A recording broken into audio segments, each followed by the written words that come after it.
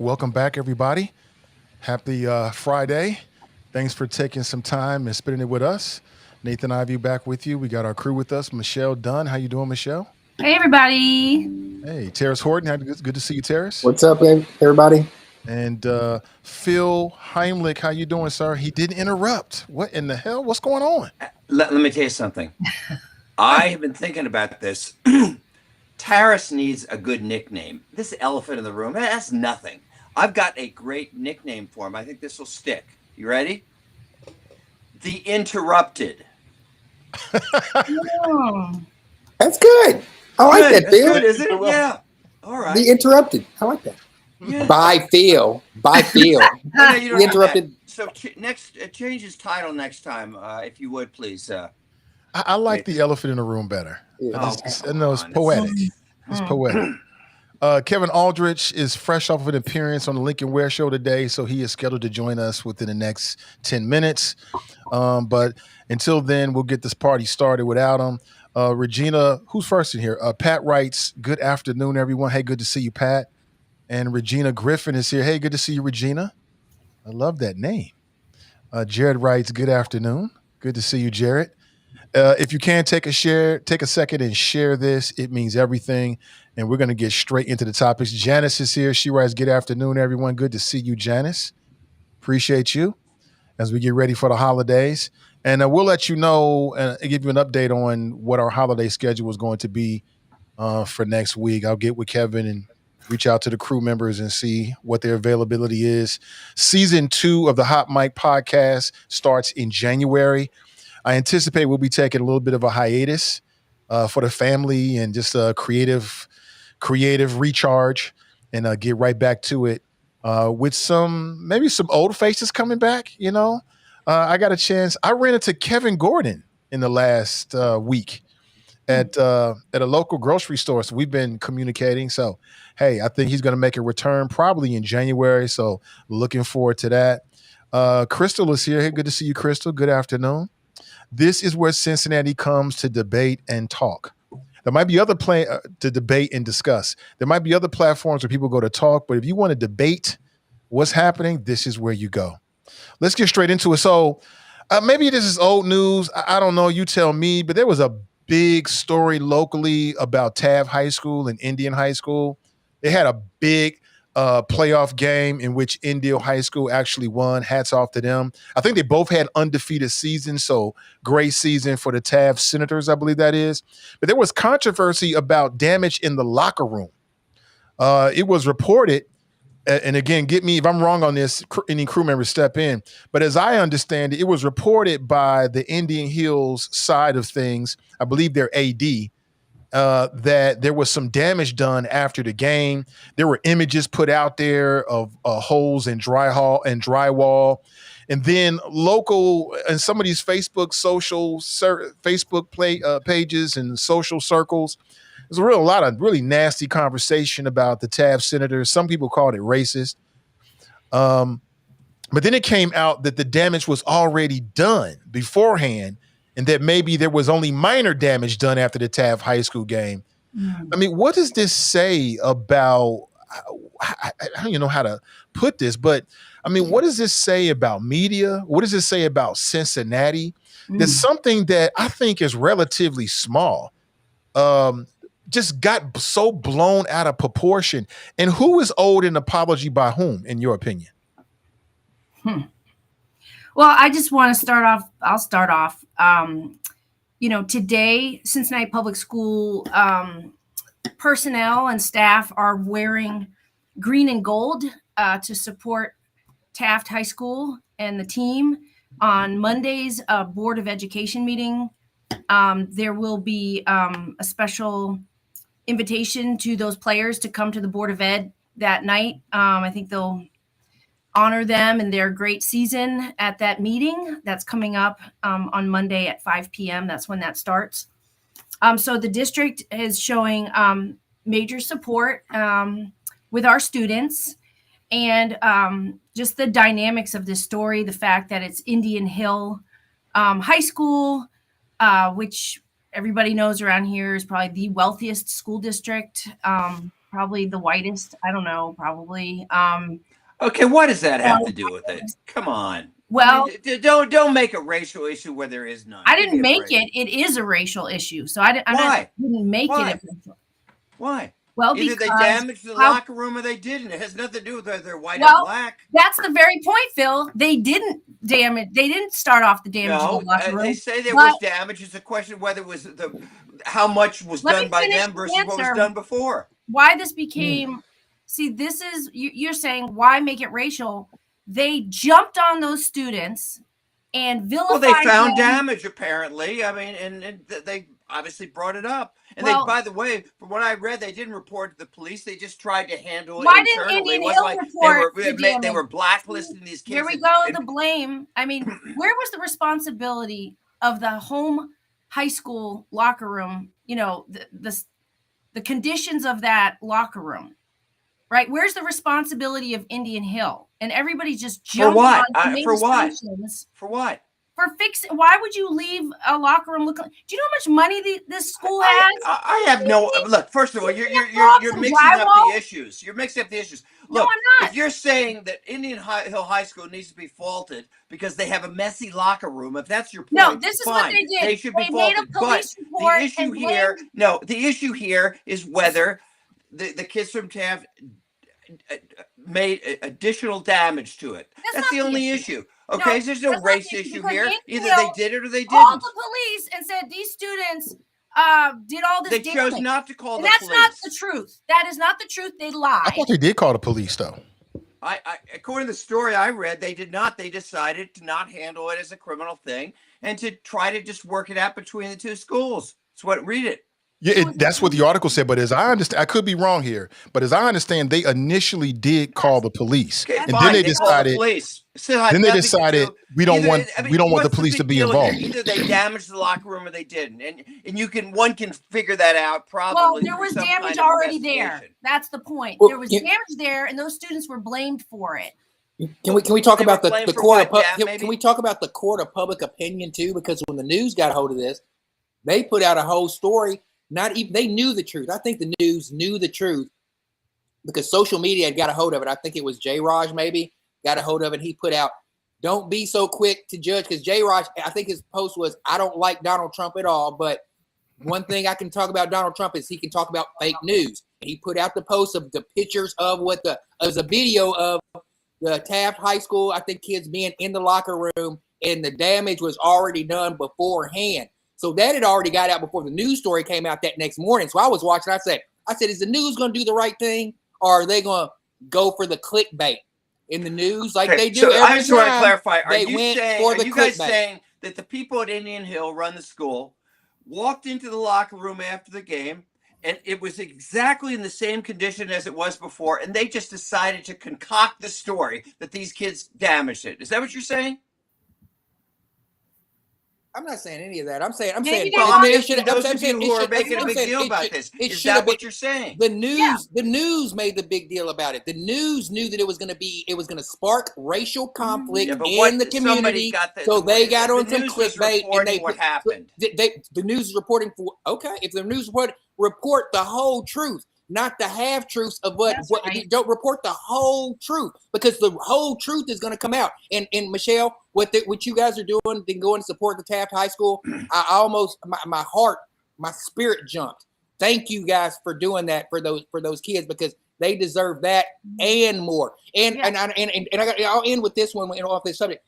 Brother Dre on his thought curse breakers Thursday, I think it was yesterday. He said he had a perfect opportunity to build. Indian Hill superintendent and Taft School superintendent should bring both of those schools together and have a drywall, a independent contractor come out and show them how to build drywall and fix this thing together, instead of the city in the media and taking this and making this a race war thing between our city.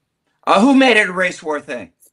White people, by being racist on social which people? media. No. Which people? Give me the names of people that made this a racial issue. What do you? I mean, a Don't lot tell of me people. the white race did it. Jim Crow. Who are you blaming for making this Willie a Lynch. issue? He said Jim Crow. Willie Lynch. No, you're Willie accusing Lynch. people. Michelle just accused people of making Billy this a Bob. racial issue. Give me the names of the people. Jesco White. I mean, Jesco White. He was one of them. He was complaining. I know that for a fact. Who? That's one of Tarris's characters. But But Phil, you know, I how think that's an unfair question, though, Phil. what does it do for you, Phil, to deny the racial dynamics of the story? Why is that so important to you to defend against? I'll tell you why it's important. Because there are enough legitimate stories about racism in this country, so that we don't need to take a situation which, as best I can tell, has no racial element. It happens that one team was black, one was white, but I don't recall anybody using any N-words or any racial epithets or anything. But so when you take something like this, I didn't take it. The news did that. Let me finish my answer. If you take something like this and you make it into a racial issue, it minimizes legitimate issues of race when they come I'm not buying it. First of all, if that video didn't come out that locker room already had drywall damage, those kids would have been probably prosecuted with federal felonies or something by now. So thank God that there was video evidence. And now people are saying, hey, if you're a visiting team, you better take a record of everything that you see when you get there so you don't get blamed. And that's the situation. I'm about as excited about this Indian issue Hill as I am about food trucks. Let's just leave it at that. Well, because it doesn't really impact you, I think, Phil. You know, if it was closer to who you are and your identity, then you would see the value in it. But here's my thing. Yeah. Like, I don't think that Michelle is making it a racial thing. And I didn't read all the comments. I read some of them. But a lot of people on Facebook, primarily maybe a lot of black and brown people, are like reacting to the reaction of it. And they're labeling it as racist. And, my thing is, if you're a high school, before you reach out to the media, or before you put it on Facebook, or before you make a police report, you need to make darn sure that whatever you are saying is 100% correct. So as the story sits right now, it looks like that maybe there was minor damage that was added to what was already damaged drywall. And if that's the case, then why are you making it big? Why does anybody need to know about it? It's Indian Hill. I mean, you guys got enough money to fix it. Just fix it and move on. What's the point? Mm-hmm. So my thing is, even if they did do it, like even if Taft High School did damage it, I still don't think it's a big deal. It's an emotionally charged game. The team was undefeated. They're young people. Maybe somebody got mad and punched a few holes in it. all you do is you contact the school, they fix it, you move on. Okay, but I believe that's what happened. That's not what happened, though. Police report. Well, but that's not what happened, though. The media, it sounds to me like that's exactly what Indian Hill did. That's not what the Indian Hill did. It's not just Indian Hill, it's the reaction to the public as well. So what I'm saying is we need to do a better job of how we react even when young people do things that are wrong, right? Like I said, to me, even if Taft High School had damage and made all that damage, which they did not, it's still not worthy of a police report. It's still not worthy to be on the news. It's young people in a very emotionally charged environment. Give them a break. So you're upset with the media. That's what you're saying. Yeah, not just the media. I'm upset with the way I look at it right now. I think that whoever at Indian Hill initially made the report, it wasn't that serious. Yeah. And then the reaction, as I understand them, because I didn't get a chance to see everything, but as I understand them coming back to me second and third hand, I don't think that was warranted as well. Young people, even if they did do all the damage, which they did not, it does not warrant everything that I saw. Just send a bill, fix the drywall, and move on. That's it. Yeah, I agree, and I apologize for coming into the conversation late, but all good, man. Here's the thing: you got to look at the totality of it. One, Phil owns property in Indian Hill, I think. I do not. Don't give me that. That bias is drywall contractor. Give me a break. Hey, Phil, you knew I had to get it in, bro. I wasn't gonna let that slide. You previously spread the rumor that I lived there, and I had to disprove that. I'm going to do like Obama with the birth certificate. I'm bringing in my deed to the next show, so there's no issue about where Phil Heimlich lives. But the points that you guys made are right, Nathan. Like, to me, this is something that should have been handled between athletic directors, coaches, like the adults involved in this situation. It did not have to escalate to anything, beyond an internal conversation where the two schools, if damage was indeed done, it wasn't like the entirety of, if damage was done, it wasn't like it was the entirety of the Taft football team. It might have been a kid who was emotional after a game, who might have did something, and to try to paint the entirety of the team as people who are going in and tearing up locker rooms. That's exactly what wound up happening as a result of this. It should have never reached the point where it caught media attention. Now you got to think, somebody from internally from Indian Hill had to leak that information to the press. The press wasn't going to come up on this information on its own. It was intentionally given to whoever in the media broke that story first. Somebody gave it to them because they understand the nature of the racial dynamics of a predominantly white school in Indian Hill and a predominantly black school in Taft. In their mind, that was something that made it newsworthy. Look, how many locker rooms probably get damaged over the course of a high school football season? Or how do you know it was somebody from Indian Hill that did it? Well, so that's a good point, Phil. Why didn't they blame it on the team that actually did it then? Why wait and blame it on Taft? I have no idea. We're all supposing, but maybe because after the game, I don't know, because after the game, Indian Hill might have said something to them about it, and maybe somebody from Taft called up and said, "Hey, we're being persecuted." Okay, Bill. I have no idea. Come on, man. That defies. Who cares who turned it in?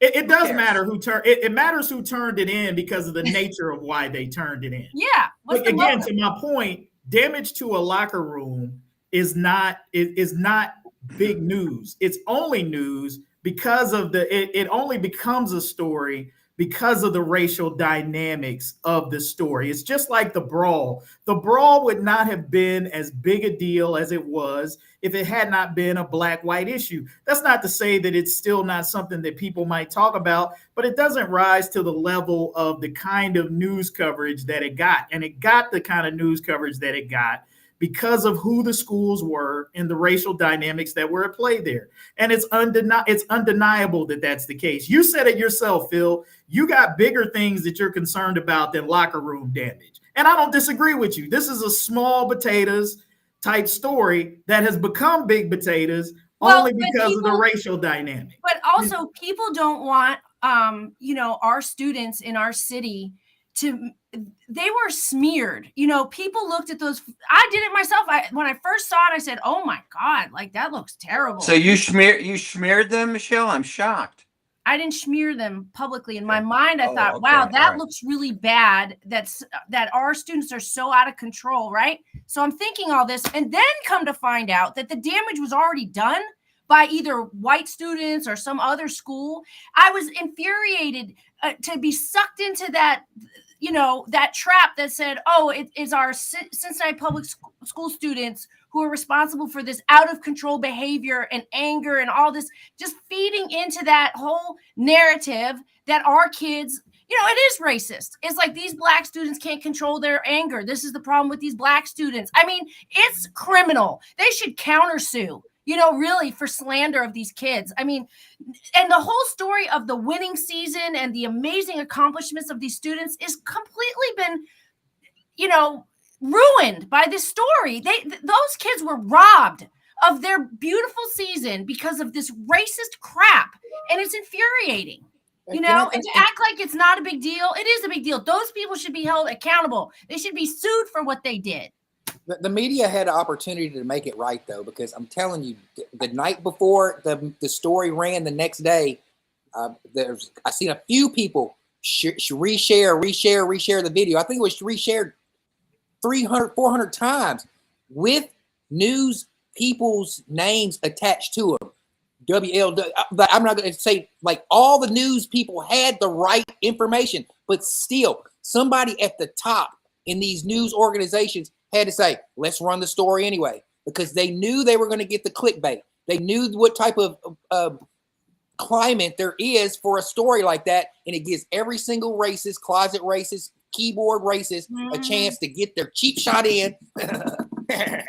Sin. Horrible. And to me, it speaks to this larger historical narrative about Black children in Cincinnati, which is there is generally a lack of patience. We don't have patience for you at the bus transit stops. We don't have patience for you on the banks. We don't have patience for you in our schools. We don't have patience for you on Government Square. And now we don't have patience for you in terms of the locker room, right? There's a larger historical theme that's running through all of this. And what I think is whoever at Indian Hills who sent this information to the media needs to be sat down and talked with. Because why? Because now we found out that this damage has been there since the beginning of the year. There was only minor damage that was done after Taft High School was there. Minor. Like you can't even tell the difference. So why would you make a phone call and fill out a police report after Taft High School leaves and this damage has been there the entire year? It's ridiculous. It's ridiculous. And then whoever, and again, maybe, Kevin, you can speak to this. What's the proper protocol for the people in the media when you receive a story like this in terms of making sure that you got enough sources to make sure it's true? Like, is it unwarranted to say, listen, if you get a story like this, you need to make sure that it's true? Or is the fact that you got a tip enough to run with it and then publish it? So it depends on how big it is, what you like. To me, this wasn't a big enough story to sort of just run off half cocked. And here's why. Because when I first heard about this, my inclination was, man, is this something that I should write about? But in my mind, there were enough holes in the story that I didn't feel comfortable venturing to put out an opinion until I saw how a few things played out. So when I saw the story initially break that evening or that next morning, whatever it was, what I wound up doing was I saw some of the social media chatter that was going on, and people were contesting whether the damage had already been there and that sort of thing. And so in my mind, I'm like, man, this is just a confusing mess right now. Who knows what the truth is. So what I proceeded to do was call people who were in positions of authority that I knew and trusted and say, hey, man, kind of what's going on here. Tell me what you think.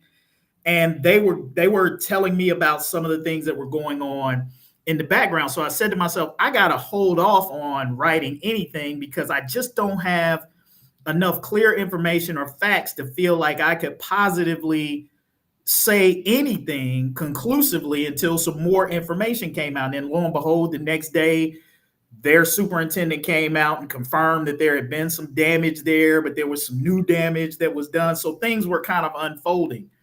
And so that's the challenge that the media and the public has to deal with, is our sort of knee-jerk reaction to things without having all of the facts or all of the information. Now, that's difficult sometimes in the media because stories are developing, right? What we know at noon today might not be what we know at 4 o'clock, and some things get reported. I think the fact that Indian Hill made a police report out of this elevated it for the media, right, into something that you could justifiably report because there's a police report about it. It would be different if it was just hearsay on social media and the pictures were posted and the video. That probably wouldn't have been enough for the media to take and write a story about. But a police report, which is an official document, changes the nature of what makes it available to be reported. Because when you are placing a police report in, you're putting that in as a statement of fact. Because if you lie on a police report, like that's a crime. It can be punished. That would be interesting to look into. I also think the harm that is part of this whole story is the fact that what does it tell those white students on that football team up in Indian Hill? What information are they learning from this incident that we can blame these kids that came from Cincinnati Public for damage that they know has already been there? And what if that video what if that parent never made that pre-game video? What if it never was there? Those charges might have stuck. Those kids might have been, criminally charged for damage of property. And what does it tell those kids in Indian Hill to say it's okay to blame somebody else? And because we're going to get away with it because of the bias and stereotypes and racism, discrimination that already exists. It's okay to blame the black kids, right? It'll probably stick because they're a problem anyway. And what does it tell the white students that happened, that an adult in their community filed a police report, right? This is important stuff, Phil. It's not nothing. It has a ripple effect. It's symbolic of a lot of bigger stuff, like Nathan mentioned. And so why that's so important to make it right now, right? Now we need to make it right. These kids were lied on and they were publicly shamed as a group. And now the community needs to come out and make it right. And Indian Hill, above all, needs to make it right. If only to teach their students that this was wrong, how we handled this. It was wrong to blame those kids when we knew the damage was already there when they got there. So you're saying all the damage was already there? You know this? Yes. Okay, because the way I read the stories, I thought they said there was additional damage. Minor additional damage. You're missing my point. They're trying to blame all the damage you on just the said kids. they're the ones who damaged the locker room. Bill, you know what? For all intents and purposes, from and again, I haven't seen it myself, but from what I'm gathering, it appears that for all intents and purposes, the vast majority of the damage was already there. So they just made it up for whatever reason. Let me say this: there are a couple of important points that I think that shouldn't be lost in the nuance of this conversation. First of all, if there was additional damage done, no matter how minor, there's responsibility that has to be taken for that. Right. And I think the other part about that is it one kid or is it the whole team? So I think to paint the entirety of the TAF team, if you have one kid who lost his cool and punched the wall, that's different than saying like, oh my God, all of our CPS kids are out of control. Like this is the actions of one kid that if he did it, should be dealt with within the framework of the team and the school and the district in the way that they would deal with any student that does property damage, whether that's at Indian Hill or whether that was in his own locker room. So we cannot sort of gloss over the fact that if there was actual damage, no matter how minor, whoever did it should be held responsible. But that doesn't mean the whole team is to blame, or the coaching staff or everybody with TAF is to blame for the actions of one kid. Look, kids do stupid things. I would agree with that. They do things all the time. They're emotional maybe you had one kid who lost it and did something. He should be held accountable. If that damage was done, okay. But they don't deserve the blame for everything, including the damage that was there previously. That's what I'm saying. Like there's nuance in this conversation that needs to be had. You don't blame everybody at Taft for it. You hold the kid, if in fact there was a kid that did it, you hold that kid responsible, and you do what's inappropriate in accordance with what the rules normally are. I think we all agree with that. But what does responsibility look like? To me, responsibility does not mean public shaming. And it does not mean a police report. And it does not mean all this stuff. It doesn't mean bringing the media into it. Like I said, whoever filed a police report on the Indian Hill side, that's bad judgment, bad leadership, in my opinion. And somebody needs to sit them down and let them understand, like, if this happens again.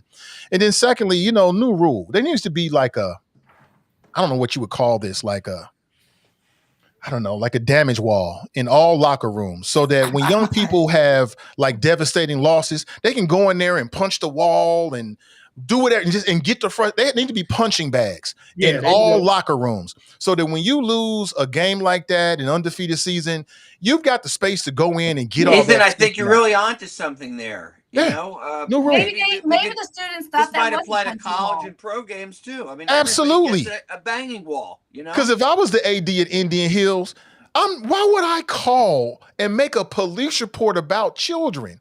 I would assume, like, okay, it was a devastating loss. I wasn't at the game, but from what I got online, there were some people that had said there was some questionable calls. That's just going to heighten the tension and frustration. I would call the AD or the coaches, and we would deal with it internally. I'm not going to get the media involved. These are children. That's it. Maybe it was a punching wall. Maybe the students too. thought it was a punching wall. The wall was already punched out. Well, the larger question is this. Here's the question that nobody is asking is, why wasn't Indian Hill in any hurry to repair the drywall and the damage that was already there? Because it was a punching wall. These are the questions that one needs to ask. There seems to be an impetus to get the drywall and the structural damage repaired right now at the expense of Taft. But why didn't they have the previous damage? Why weren't they in a hurry to get the previous damage that was already on the wall? Fair question. Because according to some of the other coaches who had been through there, that damage wasn't just like the game before. It's been there for a minute.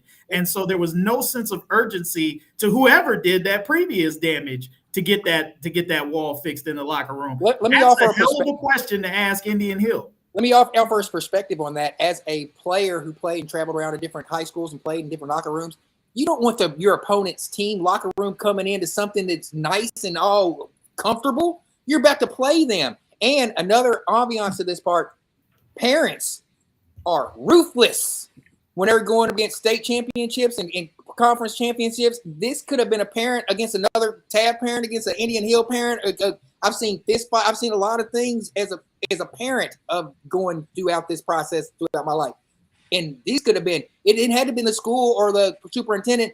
There could have been a parent who put pressure on somebody to, and then say, why wouldn't it, asking all these questions and bringing up all these questions that we're bringing up now. And then, why wasn't a police report filed then? And then they had a file and then they run with it. Could have been this is another something. The parents need to take responsibility. And as Michelle said, Indian Hill parents is a good teachable moment for your children. Are you going to say, hey, we can always blame the black people? Or are you going to step up in this time right now? And you got a time to step up and make this right. Yeah. Here's one of the things I want to be careful of too. And this goes back to my point about the broad generalizations that we're making in this conversation. I don't think it's fair to paint everybody in Indian Hill as a racist or teaching their kids that it's okay to blame people, just like I don't think that it's right to make broad generalizations and say that everybody at Taft and all black children are thugs and want to tear up locker rooms. Neither of those things is okay. What we have to start doing is talking about the people who are responsible. If there was a kid who did damage, hold them responsible. The person at Indian Hill who filed the police report and chose not to handle it internally, who might have released it to the media, those people are responsible. The people who are online in chats saying racist things or having racist reactions, those are the people who are responsible. I think when we get into these broad generalizations, and whether it's the Black community or the white community, we want to try to start assigning that everybody thinks this way or does that, is where we lose the battle. Who is to blame is who we need to blame. And if you were somebody who read that story and your initial reaction was, whether you are Black or white, oh, here go these Black thugs. If that was your initial reaction when you read that story, then you need to check your spirit. You need to check your mental. You need to check your prejudices. Because there were some Black folks who probably responded to that story when they saw it in some of the same ways as some of the white people did, because some of the stereotypes that exist about what we think about our children, about our Black boys in particular, crosses racial lines sometimes. Oh, absolutely it does. And that's part of the bigger problem. Absolutely. Ourselves to say, why are we responding to this in the way that we are, other than saying, hey, let's take a step back and think the best of this and figure out, like what really is going on and what is the truth behind it. Because what bad actors count on is for us to immediately go into our tribes and into our racial stereotypes and battle with each other, when most of the time, if we talk this out, we can probably see, sort of what's going on. So I want to make sure that we're putting the blame where the blame belongs, with the bad actors and the people who are doing it, and not get into this broad brush painting of everybody. But the story took off because it falls perfectly within the fault lines and the storylines that have already we've been talking about. Like, let's be real here. The conversation about crime is a conversation about Black people committing crime, right? That's what it comes down to. The conversation about the frustration on the bus is the real conversation about young Black people who are out of control down at the bus station, right? The conversation on the banks, the reason why they put those barriers up, they put those up because it was too many young Black and brown people who were unsupervised without their parents. So this story had everything. It had the racial dynamics, it had sports, it had undefeated seasons, and it had classism, Indian Hill and Taft. So as I said, I mean, this is a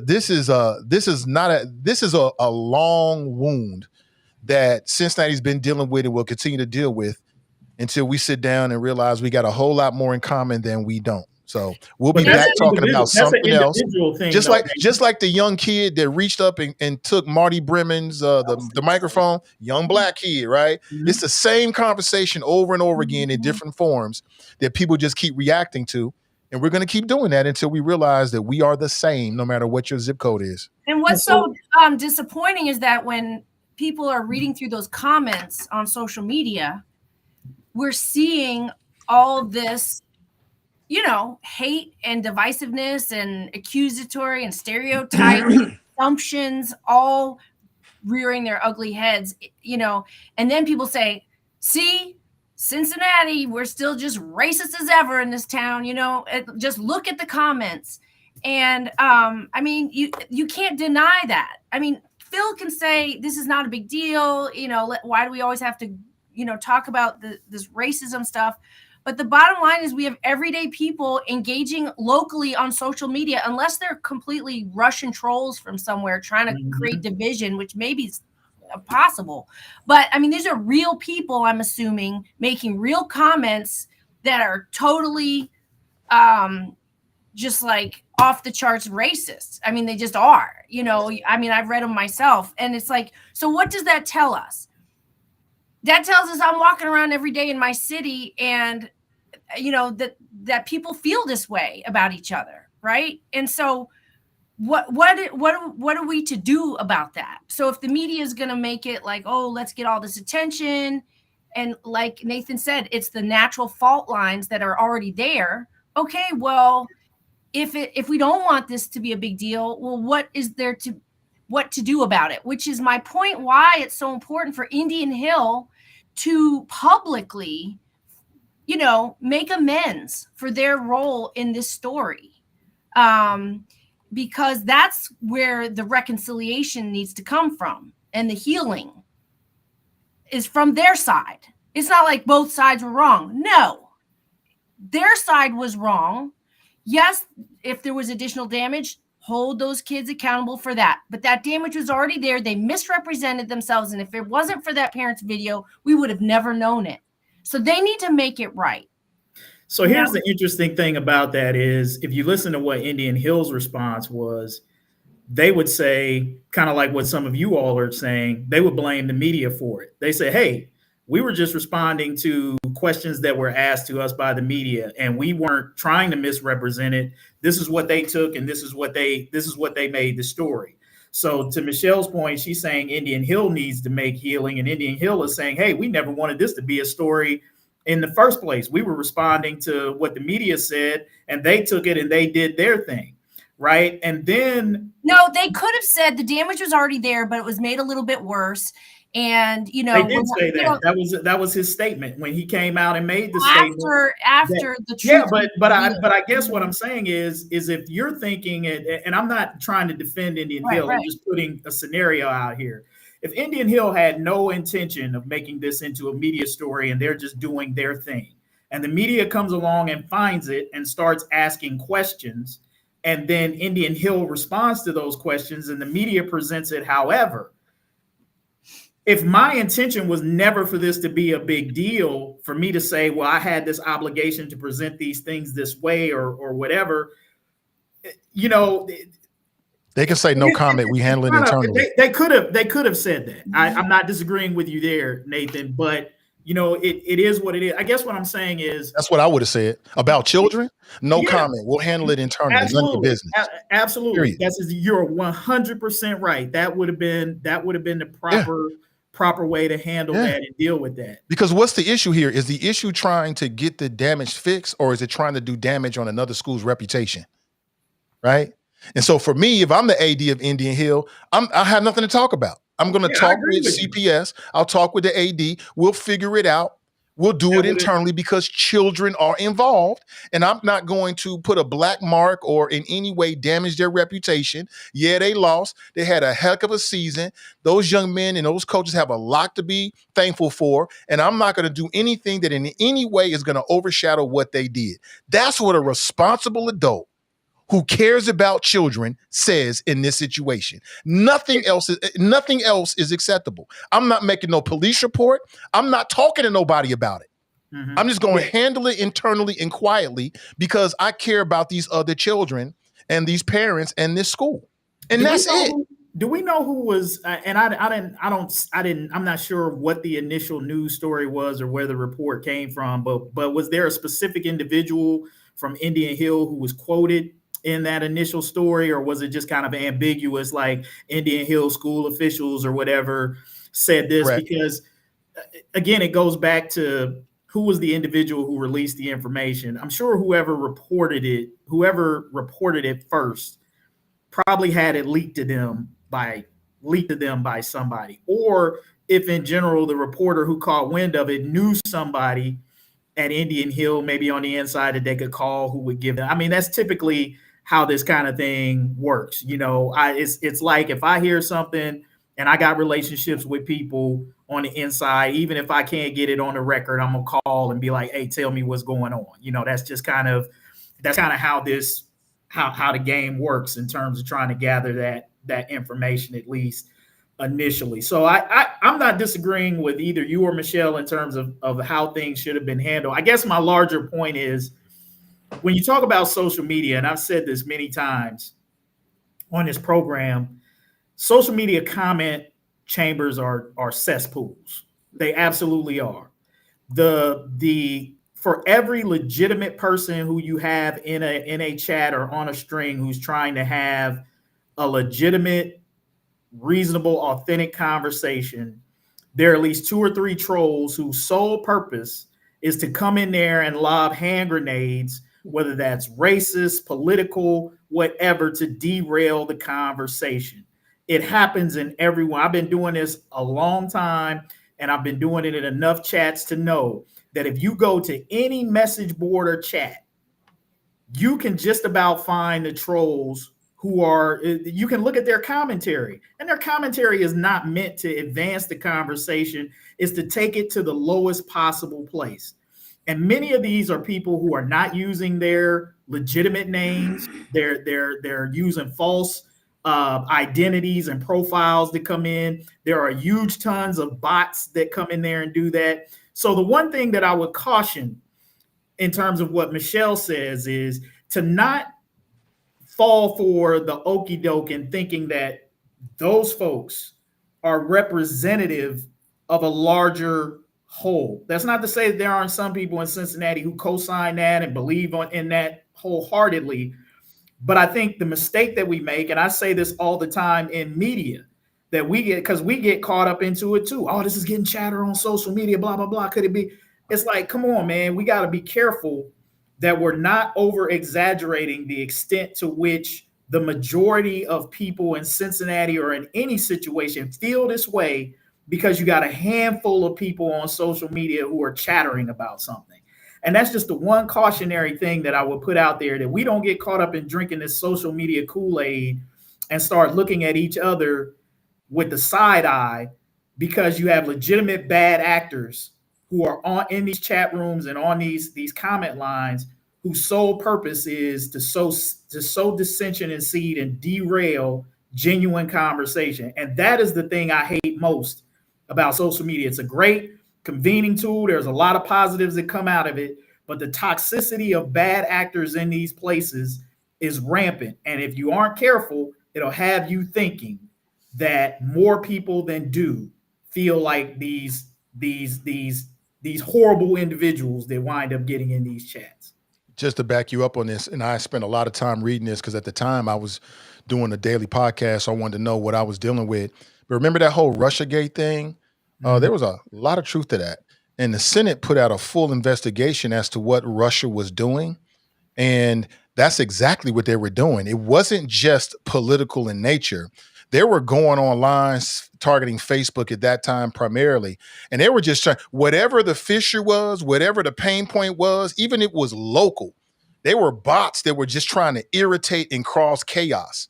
And their overall thing was to just cause as much chaos in America on all levels because it served the interests of Russia at that time. People should read that. It was fascinating. Mm-hmm. And they targeted the Black community. Absolutely. They targeted all of the valid issues and concerns that we have. The Russians use the internet and Facebook to target that just to put us in a really bad spot. And so people need to understand that there is a much deeper plot afoot with multiple agendas that don't always fit neatly into the narratives that we're talking about. And it's still going on. But let's move on here. Let's talk about Ohio. Ohio conservatives have voted to change what students learn in the classroom. Oh, this is going to be great for Ohio students, right? From history to health class, conservatives want to influence what Ohio students are learning. How about that? House Bill 485 would require public school students to watch a video on fetal development starting as early as 5th grade. My son's in the 5th grade. Students are now going to watch a video called potentially, if it passes, Meet Baby Olivia. And it was created by the anti-abortion organization Live Action. What else is happening? They also are House Bill 486 is going to encourage public schools to teach about the positive historical impact of Judeo-Christian values. The bill is called the Charlie Kirk American Heritage Act in honor of the former Turning Point USA leader. And also, it looks like Senate Bill 34 would require public schools to display several documents in history or social studies class. The list could include the 10 Commandments. So I want to get the crew's thoughts about this. I want to back up and start with House Bill 485. Is this good for public students, for students to have to watch a video called Meet Baby Olivia, which I haven't seen it, but just from what I'm gathering, apparently it may kind of dissuade young people from getting abortions. Is that a good thing for Ohio, in your opinion? I think we need to ask, what do Ohioans think about this? And we can look no further than the recent ballot initiative that was passed, I think about a year ago, around when the Ohio legislature tried to essentially outlaw, reproductive health choices. They the ballot initiative fought back, and overwhelmingly it lost. Ohioans don't want their elected officials making choices for them that are very personal and health related as it relates to their reproductive health and their choices for family planning. Ohioans do not want that.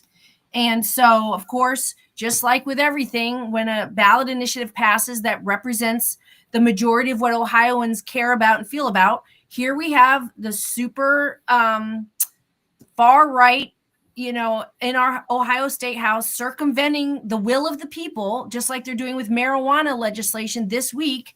Ohioans said we want to decriminalize marijuana and have marijuana available in different ways. They're now tinkering with that and changing the rules on that. And so Ohioans are not interested in this. This is also really the whole religious piece is really against our First Amendment and our constitutional right to not have government, pressure us on religion. I mean, this is fundamental to the American values that we not mix, state with religion. And here we are. And it's essentially, to me, it's a war on women. It's a war on poor women. It's disgusting. That's how I feel. Yeah, I think it's interesting that, the Republicans are so against indoctrination and allowing parents to have freedom of choice, except for on the issues that they want to indoctrinate kids on. I would be curious to know at what age do you start, when there was sex education? Michelle, you might be able to answer this better. When sex education was in our schools, at what grade level did that begin at? I don't know the answer to that. I know it was like there was a lot of abstinence only stuff happening at one point, but I don't know exactly the years on that. Yeah, I just think it didn't result in any. There's been no evidence to show that when you impose abstinence instruction on students that you affect the birth rate at all. It's like got no impact. Yeah, I would agree with that, because my larger point was going to be when people get to a point where they're making a decision about whether they want to have a baby or not, doesn't matter what you've talked to them, doesn't matter what you've appealed to them, they're going to make a very personal decision based on what they want to do at that particular time. And there are a whole lot of people who, many probably elected officials or their children, who have, quote unquote, been taught better about abortions and still got them. So this notion that you're going to be able to educate people into making the choice that you want them to make is ridiculous. People are going to do what they're going to do. The reason why I asked at what age level is because Republicans make a big deal out of what kids are too young to learn about or experience. And so we talk about this with LGBTQ issues. They should, we should protect kids' innocence to a certain age. And so now we're going to start introducing them to baby Olivia in the 5th grade. And how are you going to do that without explaining to them how baby Olivia gets here? So are you going to talk about the penis and the vagina and how babies? Kevin Aldridge. Hey, look. What is that? This show is a family show.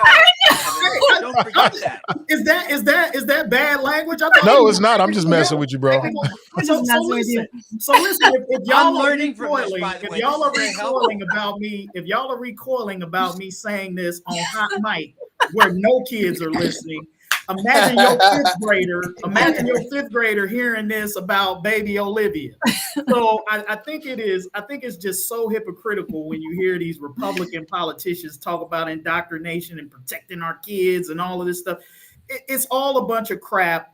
It matters what they want to try to indoctrinate kids with or whatever. I happen to be somebody who believes in the 10 Commandments. I don't think it's a bad thing, but I also don't think it's right to make a Jewish kid or a Muslim kid or any non-Christian, an atheist, have to sit there and listen to something that they don't believe in, right? Because it's something that I believe in, right? It's not going to bother me because I believe in it. But I can't imagine somebody forcing me as a Christian to sit there and take on something from another religious faith that I don't believe in and have to sit there and listen to that. And it goes against my beliefs. Right. This is crazy. They're going to have to do that. Like, if you don't give the space for all beliefs to be talked about in the schools, don't you just open yourself up for lawsuits? We were talking about we're talking about these bills. It takes, you can submit a bill. There's hundreds to thousands of bills that are submitted by these House representatives, state House representatives, and state senators. In order for it to get passed, it's got to go through committee and all this kind of stuff. So all these people who are putting these bills, you can make a bill about anything. You could try to get a bill passed any kind of, if you've been elected and you have the ability to produce a bill, even me and we could go get a bill and Hot Mic could have our own bill that we could produce and get it through the right legislation pieces to get it on the floor to be read. If just that's how bills are. It's not some thing that it's a process where this is going to happen. Most bills get struck down. The majority of bills get struck down. I'll just say that for one. And as far as the indoctrination of things, they've been indoctrinating us since Abraham Lincoln since Christopher Columbus came over and discovered America type stuff. Whenever they're talking about indoctrinating us on these levels, if this isn't the most Project 2025, is that what it was?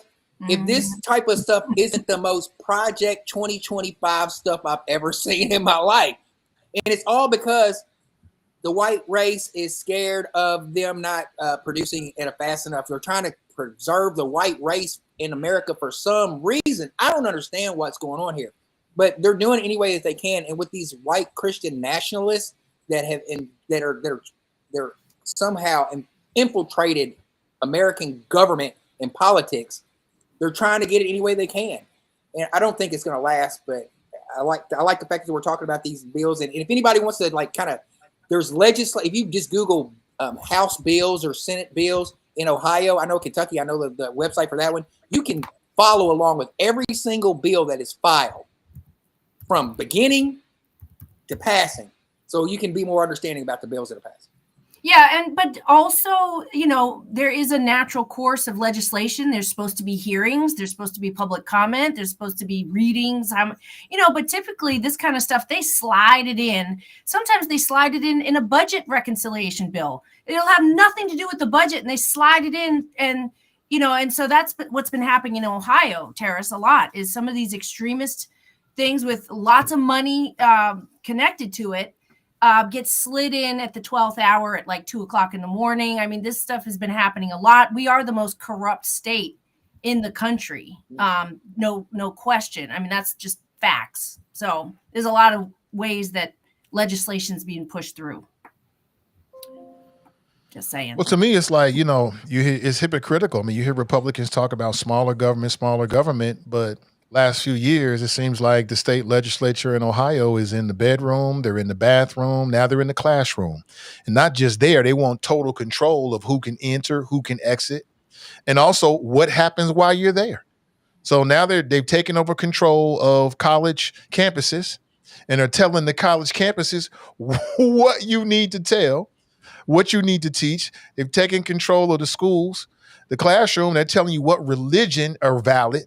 And they've taken control of public school bathrooms and telling you which bathrooms you can go in and out. This is not smaller government. This is government out of control. So it's like, who are these people? Here's what I see. When they're not in power, it's all about smaller government. We care about the little guy. When we are in power, we are the power, and you're going to do it the way we tell you to do it. And if you don't like it, so what? You can't do anything about it because we're going to gerrymander the state in a way in which we never leave power. That's what I see. And it's very selective. I mean, if you want to tackle social issues, right? Why not tackle domestic violence or sexual violence against women or pedophilia, or tackle, there's all kinds of things. If you're concerned about natural, God-given ways of, pro-life, why don't we prohibit Viagra? I mean, if Viagra is an artificial, thing that's not natural. Why? Hey, that's cutting kind of close to home, Michelle. Hey, you're going too far now, Michelle. I got to get my prescription. Point. Okay, go ahead. You better store up now because we're going to make that illegal. Because nobody's looking at my medicine cabinet. I'm telling you that much right now. Big brother or not. So selective. We're so selective on what we're going to target here. You're going to target you're not going to talk about the man's part of the story. I mean, it's just let's talk about the whole thing is just a total attack, and it's so obvious because we've been here before. This is what they do. This is what they try and do, but now they're just so much more emboldened because we have this Trump administration that's basically white Christian nationalist, on steroids. And with the policies coming down from the feds, and it's just like the Wild West. Oh, wow. Let's grab it up, because let's be honest about following the money with these programs and these organizations that have these agendas. I mean, they want a piece. They're going to get a piece of all that curriculum. You know how much money Ohio spends on curriculum?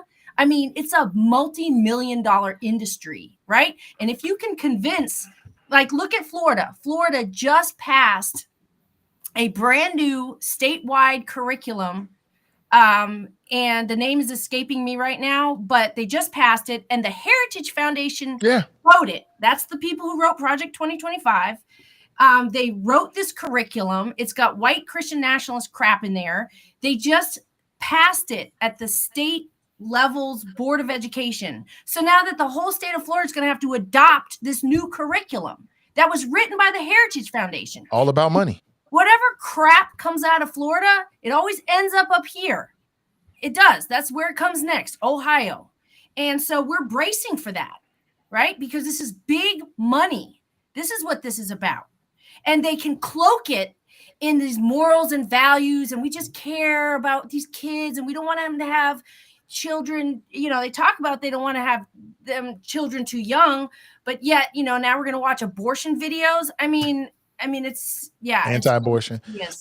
My thing is this: if you want more people to have children and not terminate their pregnancies, well, then you got to put more money in their pockets. It becomes economics, right? It's less about morality. I think in a practical sense, it's like the reason why more younger people are starting less families is because of the economics. So they should be coming up with ideas in Ohio that shoots us up to the very top when it comes to wages, right? And shoots us at the very top when it comes to benefits. And if you're on a job, how many weeks do you get off with paid benefits so you can take care of your child, and the likelihood that you can buy a home and not go into foreclosure? They should be tackling all of those issues. And then there will be a cause and effect to people saying, hey, I can afford to have a family. Most people just can't afford it, so they're not going to do it. And I don't care how many videos you put out there. It's not going to have an impact. Yeah, I agree with you. I think if the government was focused on the things that they should be focused on, which is creating opportunity, creating jobs, removing obstacles for people to be able to achieve the American dream, a lot of these side issues that we're talking about would go away. You would address poverty and all of the things that the negative ills that come along with that, and you would need this kind of stuff. But the problem that we have right now is that they would rather spend time like this trying to tell people, trying to legislate morality, which you cannot do. I've said it time and again. People are going to do what they're going to do. It don't matter what you teach them or what you try to indoctrinate them with in school. When the time comes, they're going to be looking at a variety of factors, a lot of which you just listed there, Nathan, in terms of what decision that they're going to make. I mean, people who are in good, financial situations, they're married, they've come from nuclear families, and families are things that they want to have, they're going to have children, right? And unless there's some sort of medical situation that more often than not forces them to make a decision they don't want to make. But people who are challenged, who are struggling, who they have decisions to make, in terms of whether they want to bring a child into this world and to, adverse circumstances, whether they can afford to do it. That I think the thing that we always get into in this abortion conversation, and again, I think this is maybe not be entirely racial, but I think a lot of what we think about this is women out there, young men and women out there having careless sex at a young age and, making a decision to abort babies and that sort of thing. So that's why there's this conversation that many feel like needs to be had at this level of education to try to head that off. But they should bring in Planned Parenthood then to schools, because Absolutely they're going to not. teach them about sexual Absolutely health not. and prevention of STDs and responsible use of, what are the different types of prophylactics or whatever. I mean, that's bring in condoms. If you really care about equipping young people with information to keep themselves healthy and safe sexually, then why are you bringing in some religious church group who's got some agenda? I mean, that doesn't. Can I rebuttal that? Absolutely. And just like you guys are saying that it's not right for them to indoctrinate, it would be just the same egregiousness if Planned Parenthood started getting their hands on our babies at such a young age. Heck no. Margaret Sanger and all her doing this of Planned Parenthood and but she's dead though. Margaret Sanger is dead. But it evolves there. Where's root cause? Let's talk about the root causes and how it has not evolved. And who's Planned Parenthood? Where do they target it most? In the Black community. Oh, no way. I don't think. Okay. I won't even go in there. But my argument is having Planned Parenthood put in there would be no different from what they're trying to do. The same thing. No, I disagree. Go ahead, Michelle. Planned Parenthood provides health services as it relates to your reproductive health and sexual health. I mean, there's no moralizing, there's no agenda, there's no we think you shouldn't do this or shouldn't do that. It's just the facts.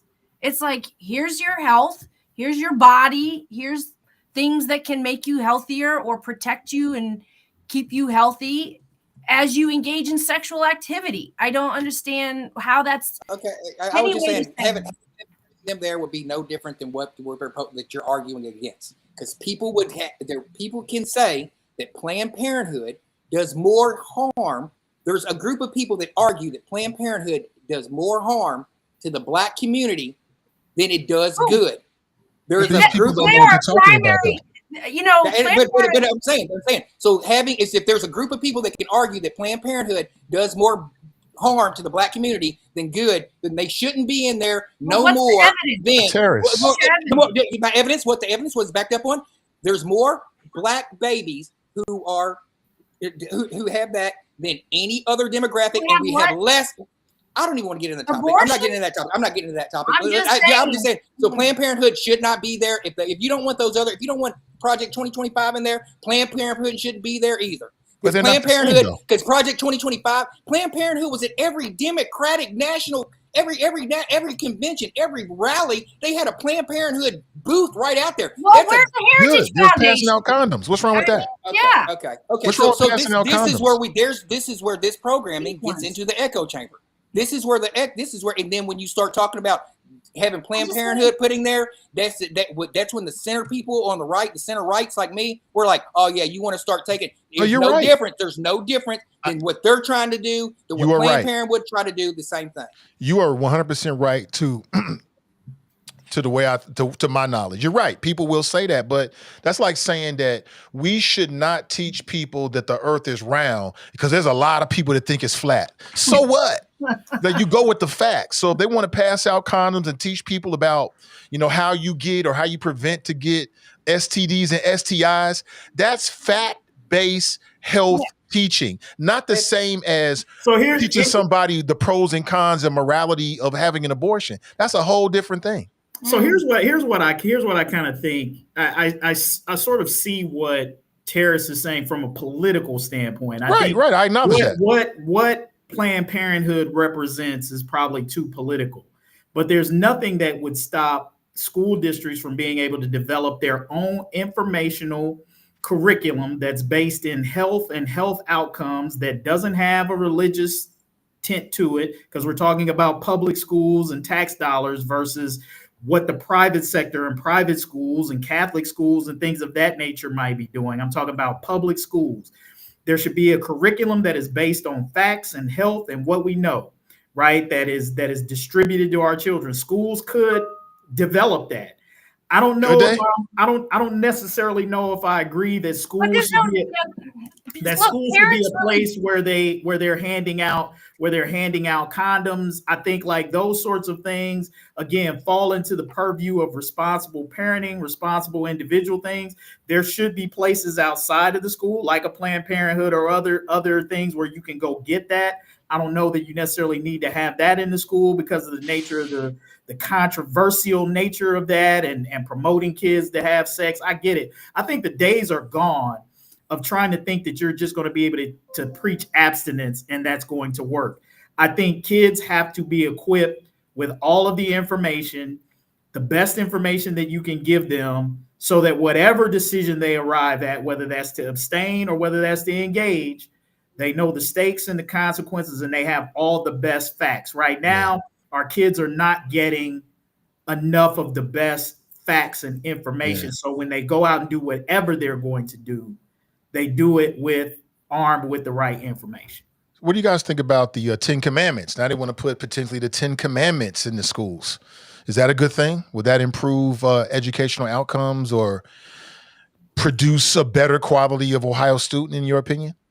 I think we have to look at the evidence of districts who have decided to double down on, incorporating religious, messaging, statues, I mean, we're often, I saw this thing where, look, all this kind of white Christian nationalist stuff that they're trying to do, they're like, they've been doing that in the southern states. And though, in those, some of those states have the poorest educational outcomes, right? It's like, oh, this is such a big issue in Mississippi that we have the 10 Commandments on 2 big rocks in front of the public school. Okay, like let's talk about all the other metrics that we can measure. Are these children successful? Are they successfully prepared for the workforce? What's the average salary? How many of these kids have health care? I mean, it's just, again, it's a complete distraction.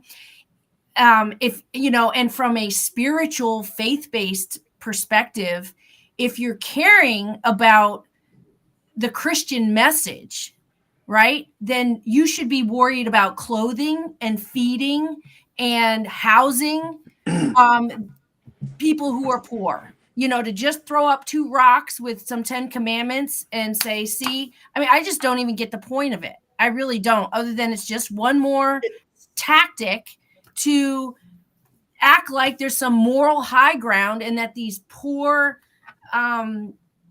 kids don't have any, I think if you surveyed parents and said, do you want your school to teach your child about the birds and the bees? I really think most parents don't want the schools to be doing that education. I mean, teach my kid to read, teach them math and some skills, critical thinking skills, and leave all this other stuff to the family, because there's great diversity. And, it's not the role of the public school to be teaching about sex. I mean, ew, gross. I just don't think that that's the place for it. I think most people who agree with me, Yeah, I think the 10 Commandments thing is a cynical play to evangelicals and on the right and that sort of thing. Look, just ask Moses, how effective having 10 Commandments on stone tablets is and how much influence that has on people, right? I mean, that's biblical. They built a golden calf, right? He smashed the 10 Commandments and the whole 9 things. So this notion that placing the 10 Commandments on rocks outside of schools or in the classrooms is going to change the behavior of people, I think is absolutely ridiculous. It's an insult to anybody who's serious about, theology and trying to teach religion.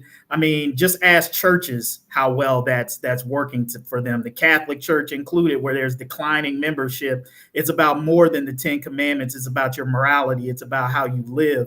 It's how people say, I'd rather see a sermon than to hear one.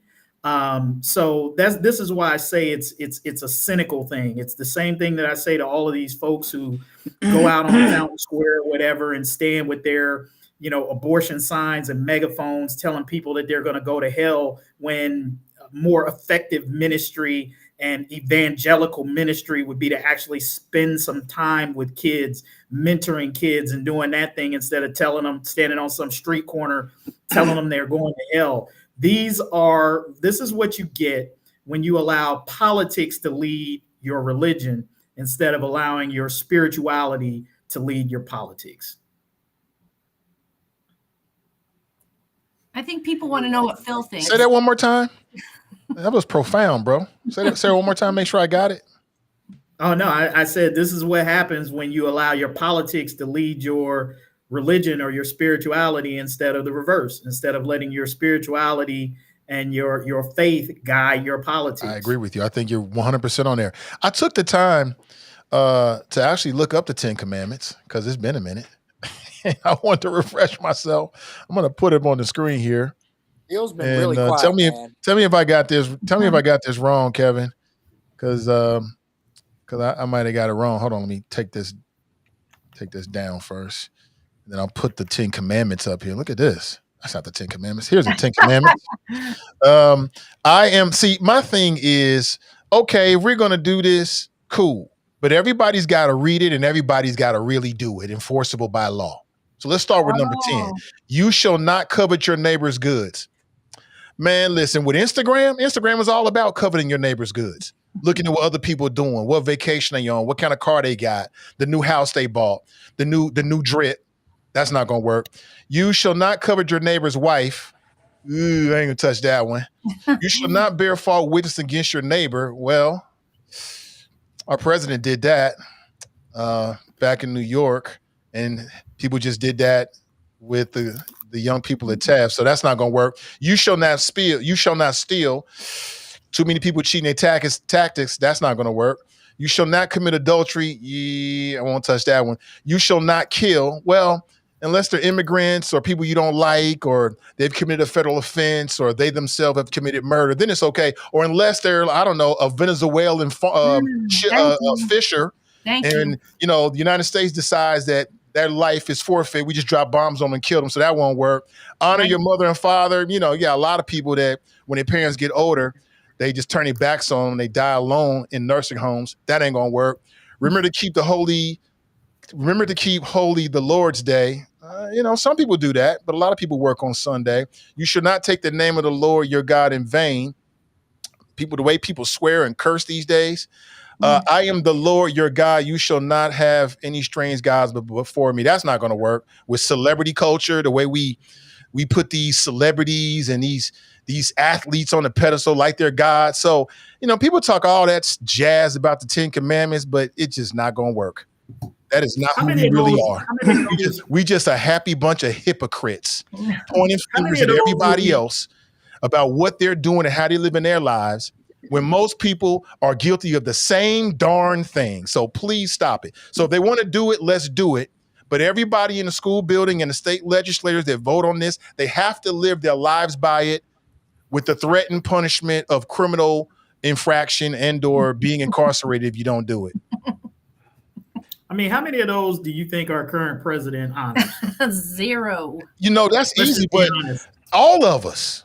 All of us. I get all of us, but I'm just making the political point, since we're talking about politics. This isn't a spiritual statement at all. I'm only saying it to expose the hypocrisy of Republicans who want to try to act like they're concerned about the moral conscience of our country and our kids. If that was the case, you wouldn't have elected somebody who certainly coveted their neighbor's wife, certainly somebody who has committed adultery, certainly someone who has stolen from contractors and even the American people with the various shams that he's done, a man who bears false witness hour upon hour of every day. Yeah. Barack Obama is not a real citizen. Let's just go down. That's bearing false witness, Tarris. I mean, that's what it is.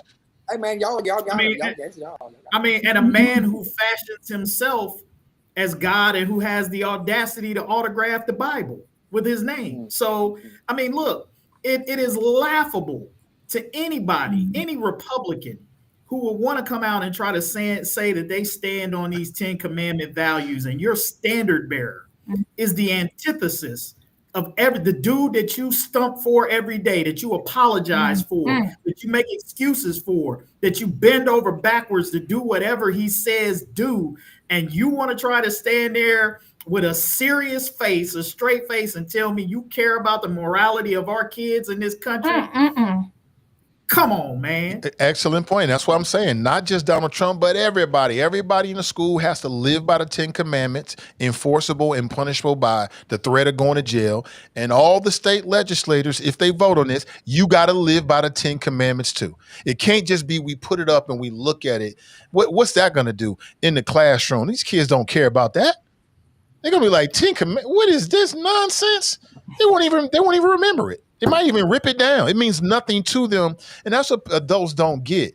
Kids, and we all know this because we say it all the time, kids don't care about what you say. They go by what you do, how you live your life, what they see you do at home every day, right? If you can tell them to work out, but if you're not working out, it means nothing. You can tell them not to do drugs, but if you're smoking a blunt on the porch before they come in and out of school every day, it means nothing. And you can talk all that jazz about the 10 commandments, but if you're not living your life by it, you're going to be a hypocrite to them and they're not going to do it, period. Well, we need Republicans to step up and tell these people that they're voting for that this is a waste of the taxpayer time and dollars. Treasury, our waste of our time. Phil, can you help us out here? I mean, Phil has been quiet. How do we get? Quiet. It's part of my nature. I'm just kind of coming. No, he's waiting until I say something profound. He's waiting until I'm going to say something real good. Then he's like, he might be. Guys, look, he's a sniper. He's a terror sniper. No, I'm just coming out of my shell. I'm overcoming my shyness. You guys have been a big help, pulling me out. So I appreciate that very much. Well, first of all, I think with all Kevin's talk about body parts and Viagra and everything, I think you ought to put a parental guidance thing on this show when you post it. That's, I mean, God forbid our young people should listen to this. But, the original family values group, if you remember, Jerry Falwell was called the Moral Majority. And I'll never forget this bumper sticker I saw once. It said, "The moral majority is neither." And I thought that was pretty good. I will confess that I went along with that whole agenda when I was in office because I wanted the Christian right vote. I went against my conscience on abortion and some other things, and I regret that. I've written it. I say it now. I regret it. And so I just I did what was politically. Why do you regret it? Because it was what I believed. I believe, for example, when it comes to the abortion issue, I don't like the pro-choice, pro-life labels because, I don't believe abortion should be legal in the third trimester. Does that mean that I'm pro-life? But I believe it should be legal up to the point of whatever they did in Roe versus Wade. I forget the viability. Okay. So am I pro-life or am I pro-choice? But they always want to put you in one. I went with the full pro-life thing because it was politically helpful to me. But in my conscience, I did not really believe it. Okay. Cool. I'm just being honest, but there's a couple points that I think are important to make about this. First of all, as Nathan said, this whole thing is contrary to conservative principles. We are supposed to believe in decentralized government. We are supposed to believe that local school boards should decide what they teach. But no, when it's something that we want, we're forcing this on these schools. It's totally contrary to what we Republicans are supposed to stand for. It is also unconstitutional because the fact of the matter is when you throw God, they want to throw when you throw those commandments up, especially when you got God, you mention God, and that is an establishment of religion. And it's not a general God. They're talking about the Christian, Jewish, blah, blah, blah. Okay? And if you let this happen, and by the way, I wouldn't be surprised if this Supreme Court, because this will get the Supreme Court. I would not be surprised if they say, oh, this is fine, because this Supreme Court is frankly out of its mind, okay? As evidenced by giving the president unlimited right to commit crime. But yes. I, as an attorney, there's no doubt in my mind this is unconstitutional. But the most important point that needs to be made is this is contrary to the Bible. Because one of the essence of the gospel of Christ is that each of us has a choice. We can accept Christ or we can deny him, either one. And when you start pushing this stuff, you're taking that choice away. You're basically forcing this on people. You know, when Christianity was strong, it was in the first couple centuries when it was persecuted. But when Constantine, the emperor of Rome, became a Christian, he started requiring everybody to get baptized, requiring everybody to be a Christian. And that's when it was at its weakest. So let's not forget, besides the unconstitutional part and the contrary to conservatism, let's not forget that this is totally against what the Bible tells us. For the record, I want to go for record. He said something about Constantine. So when we start going back there, don't act like you don't know what we're talking about. When I refer back to this time, we just say, you remember Constantine. Are you a fan of his, Tarris? I'm a fan of history, sir. So we're going to revisit this one day. We're going to revisit. But listen, we need to find out. When I say, be like, huh? Oh, I didn't say that. Watch, remember this day. Phil, listen, you said something really profound, that while you went along with it, deep inside, it's not really what you believed. And I believe that that's the case for most Republicans. Given the evidence, you know, people are getting abortions. People are seeking reproductive health choices. There's a lot of Republican women that are on birth control, right? I mean, we know this. So the question is, if people feel this way, how do we move them at the ballot box? Because what's happening is these far-right extremist ideas are getting reelected by Republicans in Ohio. So how do we get them to stop voting for this stuff? Well, first of all, people play to their self-interest and they play to their base. But I want to tell you that if I look back when I was on city council, the moment that I most regret, and you guys probably don't remember this, but there was Charlie Winburn was pushing this anti-condom thing. Do you guys? I don't know if you remember that. The health department had a practice of handing out condoms to, basically to prevent venereal disease and all this stuff. Yeah, and great program.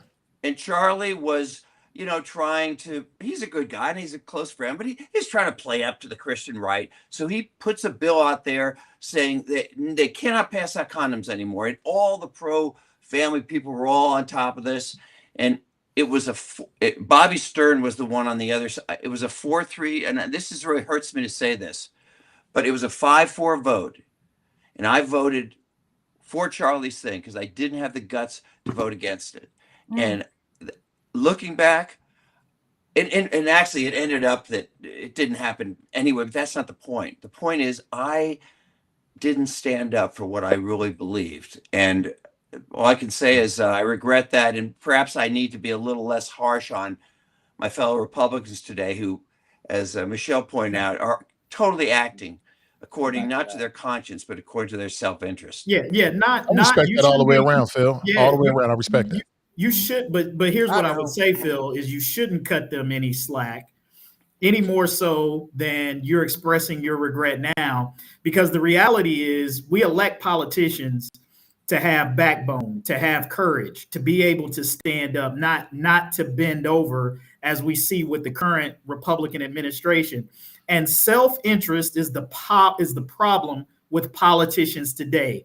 They tell that lie that it's about the people, that I'm here to represent about the people. But you just outlined that your self-interest at that time and on that issue was the primary goal, not the people, not your own conscience and not what was right, but your own self-interest. And self-interest is what is destroying our government, is what's destroying our country, is we've got people who are more concerned about getting reelected than following their convictions and standing on what is actually right for the country, what's right before whatever God or deity you believe in, or even what matches up with your own values. And that is the ultimate expression of cowardice. So I would say don't cut them any slack. What is required is some truth telling and holding these folks' feet to the fire and calling it out for exactly what it is. It's the same reason that I lost respect for Rob Portman, because he was the ultimate jellyfish, spineless man who knew better. I know Rob Portman knew better. And the fact that he bent over totally for self-interest, disregard for the country, and went against what he knew to be right is why I hold him most responsible for where we are currently in this country. And so, no, they don't deserve any slack. They deserve to be called out for the cowards that I agree with that. I have a small pushback, but I'll hold it because we have a guest, a caller. What's up, Edsel? Hey, how you doing, Mr. Ivey? Always What's up, a pleasure. man? Hey, how you doing, Kevin? Good to see you again. What's going on, bro? Good to see you. Yes, sir. Mr. Heimlich, I don't know why you made that last statement. You know, no matter what you do as a Cincinnatian, we are always enriched and ennobled at the service you gave us. Thank you. Yes, Thank sir. Miss Dunn, I can't say that I'm a fan, but I'm not going to dish you. Thank you. And Tarris, the pleasure is all yours. Trust me. You know what I'm saying? Listen. You guys were talking about Taft. We did talk about Taft earlier. I'm sorry? Sure. Go ahead. What's your mind? Yeah, What's on your mind? I don't care what nobody says. The problem was started by Black Cincinnati, not thinking that it was just a socioeconomic thing. You know, these rich people from Indian Hill trying to do this and that. Denying the fact that Taft could have actually done this, and I think that caused the biggest hubbub about it, because I know the people from Taft. I've had them on the field in a varsity football game probably 3 weeks before this happened. I'm not gonna diss them, but they're little ruffians. Let's just put it like that. They're slightly ruffians out there, coaching and cussing and carrying on. Bringing just that just wild energy. And I was just like, y'all, when I heard the story come out, everybody's acting like Taft. There's no way Taft would have done this. I'm like, BS. I can almost guarantee you that they did. And shout out to Superintendent Murphy for having accountability, and preaching accountability, and just go ahead and take it to, whether she did it just to kill it and get it under the rug and just be done, or what, or she got from her own investigation that there were some players, 3 or 4 from what I understand, that might have got a little loose after the game. So I think Black Cincinnati caused this problem, or made it it wasn't the news media, it wasn't Indian Hill, it was Black Cincinnati not accepting the fact that Taft could have possibly done this before the investigation was done. So a couple of things I'll say about that.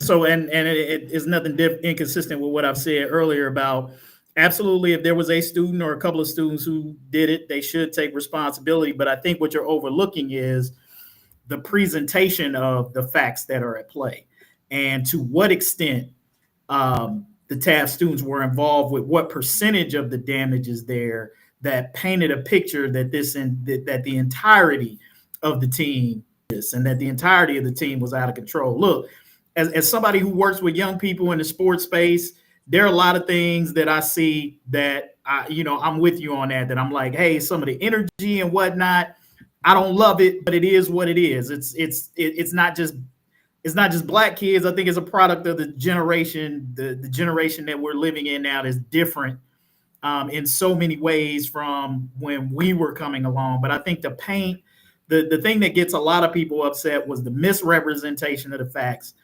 trying to paint every kid in there because every kid wasn't involved. Now, I'm with you. If there are 2 or 3 kids that did it and were responsible, they should be held accountable, as I've said on this program. But to juice the facts up and try to make it seem like they did more damage than they actually did. And let me ask you this question. Why do you think, if this is such a big issue enough for Indian Hill to make it into an issue, why weren't they in a hurry to fix the damage that was already there? Why make a big deal out of this damage when admittedly it paled in comparison to the damage that was already there? So explain that to me. Because I would probably guess that was their last game there this year. You know, they won't be playing there anymore. And so that's why they probably did it now. I mean, that's just my guess. So wait a minute. So you're saying they're not going to be playing at that facility in the future? Oh, they will, but they're not. Yeah, but okay, I see what you're saying. Why they do it right after Taft? But like I said, they probably just want to get a report out. You know, because they made the report the next day on the 15th. Game was the 14th. Made the report on the 15th, and then somehow it leaks out on Tuesday. And I really don't like that new law that keeps officers shielded. You know, the officer who made the report. I would like to hear I would like to hear what he has to say about it. The officer who took the report, but I'm thinking, you know, I'm not affiliated with Indian Hill like that, but I tend to think that that's why they did it, because they okay, we're not playing that at home anymore, you know, because one guy said they played there in week 6. Okay, so this is technically week 13, so 7 weeks went by, and you know, he probably was like, okay, you know, let's go ahead and file a report for insurance. So they were anticipating.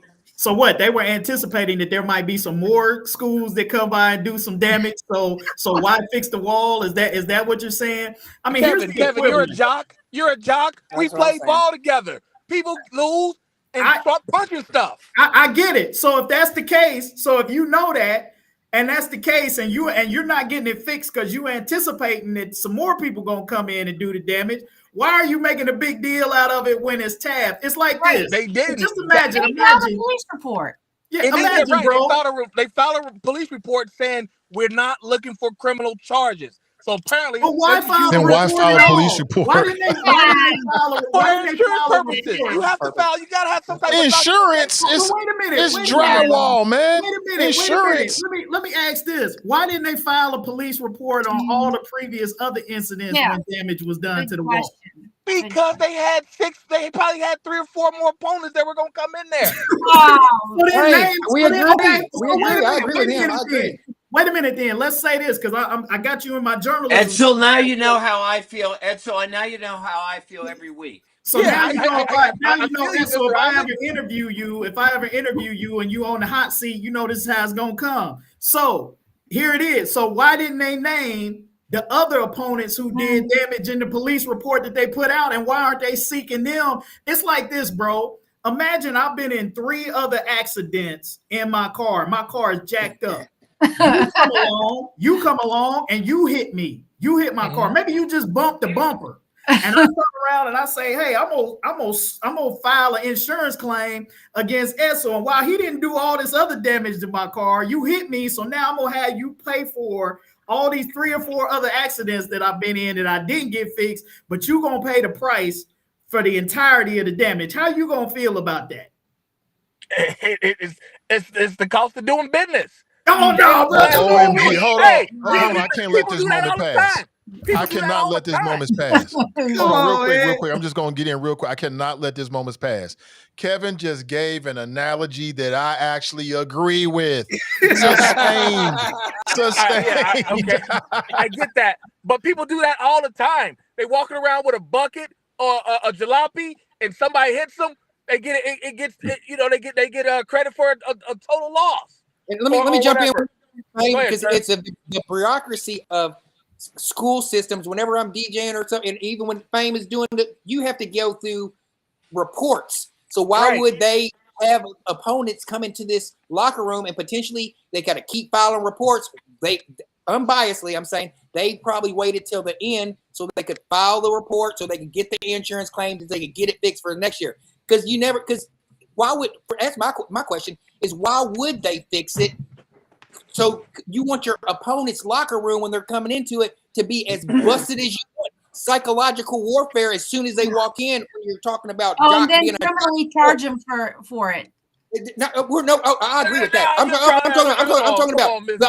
talking about when you're walking into the locker room and it's already busted up.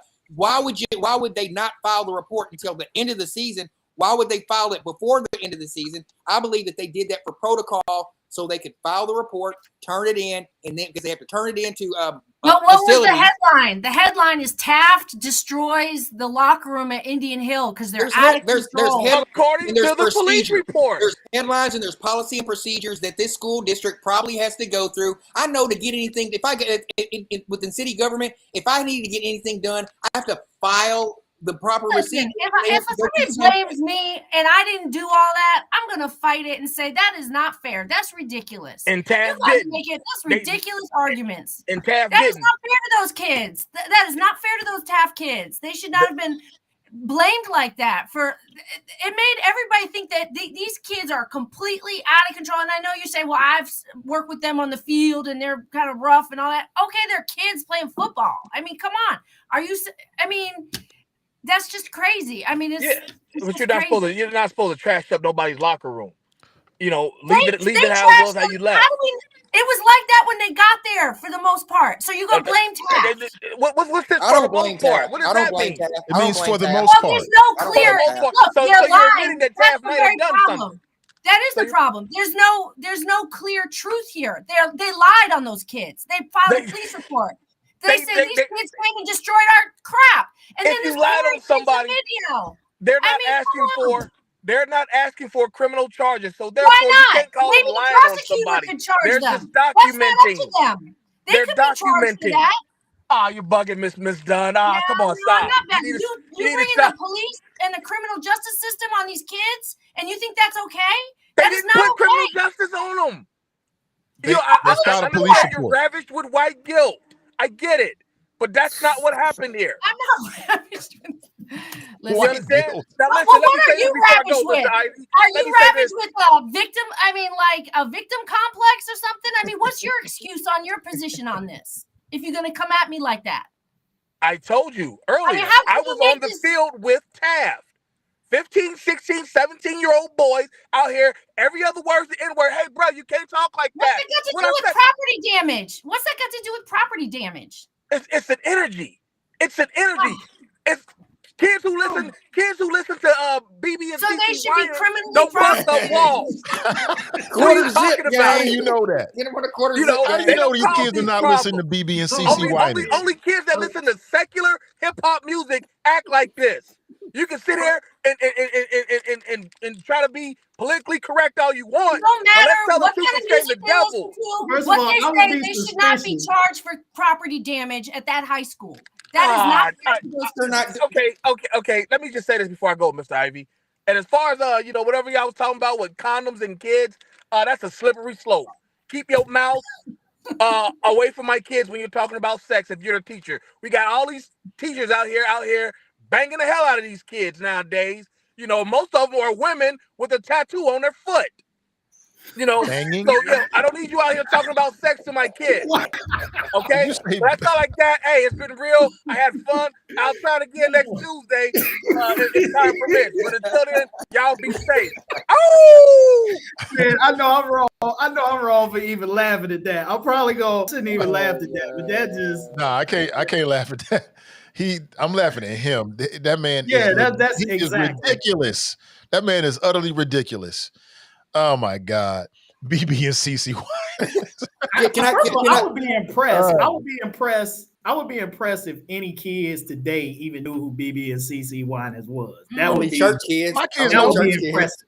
Even church kids. Even church kids, I would be impressed. My daughter knows. My son probably. My daughter knows because of my wife's playing gospel music and being a part of her ritual. But yeah, some kids know. Some kids know because they get it from their parents. I gotta take this opportunity to say I gotta get off here. It's been real fun, and good seeing you. I'll see have a great holiday if I don't see everybody, and I'll see you on the next one. All right, thank you so much, Michelle. Take it easy. Joining us. Yeah, absolutely. What time are you? Oh, okay, that's our time basically.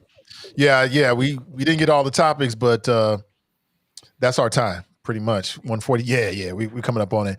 That's Fame Rothstein. He is a character, and I think we need to invite him to as much stuff as he talked about. I thought he was going to get on here and come at me. I actually agreed. I didn't agree with his stance on blaming Taft at all, but the legal, in order for Indian Hill to file a police or to file a claim and to get the ball moving on repairs, they would have to actually file a report from my professional expertise from dealing with stuff like this. In our school, in Dayton High School, if you do your research, Dayton High School, the kids at Dayton High School have the worst reputation in going doing stuff like this. So I think that, like, I don't want to misquote, but we're in the tens of thousands of repair stuff. So that happens. Here's the one problem I have with that, Tarris, because I thought about that too. And again, these are things that if you just take a minute to sit down and think about it, because you might think, like, logically, like, yes, maybe they need to have an official police report for insurance purposes if they are turning in a claim. But if I'm not mistaken, they want TAF to pay for the repairs. So the insurance claim is not even relative if you're asking for TAF to pay for it. Now, if they were going to turn it over to their insurance and just not ask TAF to do anything and cut it as a loss, I might see that. The other thing that I would say, and again, I use this again, how much of that damage are they asking TAF to pay for? Right. Who's paying for the remainder of the damage that was there, the more significant damage? Okay. Now, you want me to believe that based on all the damage that was on that wall, and they said that there was minor additional damage, but structural damage. So you mean to tell me that as tore up as that wall was, there wasn't already some structural damage that existed before TAF did whatever they did? I don't want you to believe that at all. I'm on the side of TAF. I think that Indian Hill acted irrationally, and they should make amends. Indian Hill as a city, as an organization, as a sports organization, somebody should make amends. Like Brother Dre said, they should get together with TAF, have the students from the TAF or the football team from TAF and the football team from Indian Hill get together with a contractor, go out there and use as a teachable moment, fix the little $100, $200 piece of drywall together, have them come together, do some kind of group. We are unity. We are above this. We are above this kind of stuff. I believe that's the approach, a teachable moment. I don't believe I'm just saying, if I'm TAF, I ain't paying for all of that. I wouldn't pay for any of it if I was TAF. If my students are responsible, if I had some students who are responsible, I'm gonna pay to fix what my people did. You're not gonna have me pay for some damage that two or three other teams. Everybody need to be if Indian Hill gonna go hard in the paint and say they want a school to pay for it, then go back and get those. I'm not paying for something somebody else did. I'll pay for what I did. I feel but you need to be going back and seeing them two or three other schools, how many other put holes in your wall too. Don't just be coming trying to get the payday for me when other people was responsible. If Indian Hill was sincerely interested about handling that in the right way, you name everybody. If they were that concerned about the damage that was done, why didn't they fix it ahead of time? Why is there a sense of urgency now because it's TAF that we got to get? That's where the disconnect. That's where the disconnect is, and I think that's where the narrative we need as a narrative. We need to say the police report wasn't made to disparage TAF. I believe it was the media and the parents that took this, and like parents arguing back and forth between TAF families and the parents arguing back and forth, and they're like, their final, we beat you, and we're gonna ruin y'all, slander you guys as well. I believe that's the Indian Hill part, and the media when they had the opportunity, because I saw the post, I saw the counter post whenever they tagged a few local television celebrities and said, make sure when you report this story out tomorrow, you're reporting it the right way, because the way that you guys are reporting it on your teaser is showing that TAF did all this damage. But here's video evidence showing that the damage was done beforehand. So that's what the disconnect is. What did the police report say? Did the police I don't know. I don't know anything about that's what I haven't seen the police report. But I think what would be interesting is do they just mention TAF in the police report, or do they go and say, hey, this has been a season-long problem that culminated with TAF, but we had this school damaged the wall too? Or did they just let it settle on TAF? Because if they just let it settle on TAF, then what am I supposed to that police report as a member of the media? And I'm reporting on that police report, and I'm seeing the pictures of the damage, and you're not saying in the police report that there was minor additional damage to a wall that was already damaged. These are the facts that I have to go off of. So I can't absolve Indian Hill from that if their intentions are pure, because they left out a lot of facts in that police report that explain how they got to this point. That's all I'm saying. Here's what I like to see happen moving forward, because we just can't leave it like this. So number one, new rule, there should be heavy bags, 2 or 3 heavy bags in all high school locker rooms, so that, you know, kids can take out their frustrations and not presumably take it out on the drywall or the foundation or whatever. That would actually be great for their conditioning as well. You might even turn it into, like, I don't know, an after school program, boxing or something like that. Maybe the teachers and administrators can use it before and after school, you know, just work off some energy. But then I think that I would like to see Taft and Indian Hill play every single year moving forward. I don't know how this all works. I don't even know if it's possible. Maybe it's preseason. Call it the Goodwill Games. I want to see adults come into the room and say, you know what, let's put this behind us.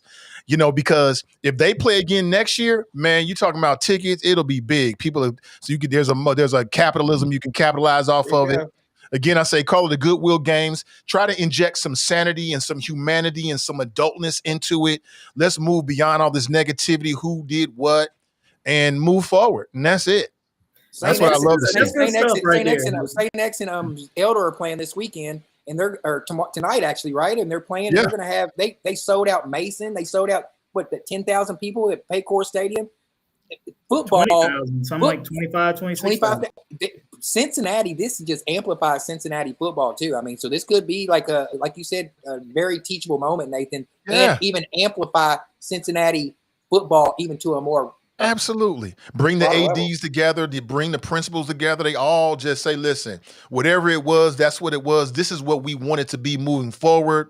Goodwill Games, fostering good communication. We're all the same, no matter what your zip code is.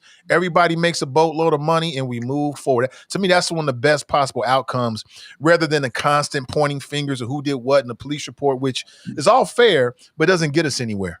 No, that's good stuff right there, Nathan. And if you see that, if I wind up writing about this and it shows up in a column, I'm gonna make sure to give you the credit, because I think that's the way to go, in fact. And I think that's a display of leadership. I think that's something that can heal up, you know, some of the wounds, and that should be the focus of not fixing drywall, not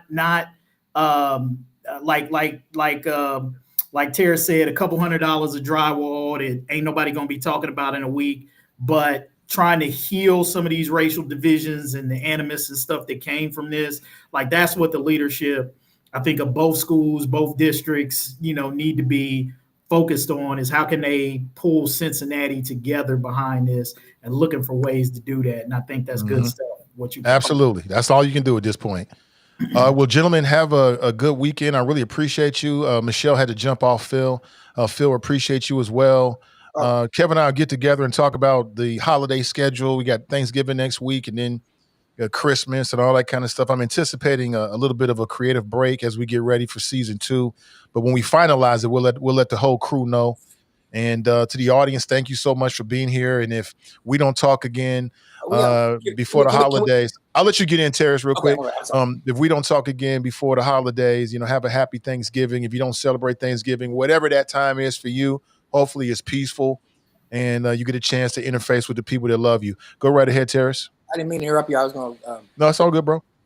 Yeah, we got basketball this weekend at Withrow High School, and I got a couple more of these free sliders. And my buddy, he told me, because we gave away to some kids last week. It was a great story. I gave it 6 kids got them, but one kid particularly got all 6 of these things. And the kids come back up to me and kept getting more. And one kid, I said, no, y'all need to handle your business and get those slider coupons back from them. So these are teachable moments. My thing is Dave's Hot Chicken. I'm giving out some more sliders. And the dude said, Dave Hot Sliders are good, but they're even better when it's free. So if you come to the Ohio Kings game, you got a chance to get a free slider. Be DJing. It's going to be a great time. Can't wait to be there.